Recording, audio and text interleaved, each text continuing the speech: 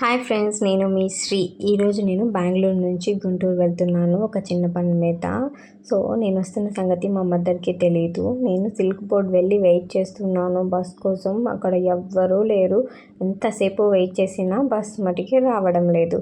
ఫైనల్గా వచ్చింది bus. But చూడండి, లోపలంతా రెడ్ కలర్. ఇప్పటికే ఇన్ని యాక్సిడెంట్ చూస్తున్నాము.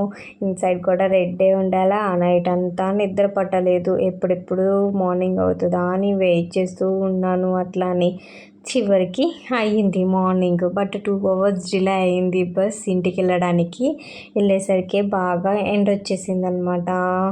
బెంగళూరులో అంటే చల్లగా ఉంటుంది అనుకోండి, ఇక్కడ ఎండ బాగా ఉంది.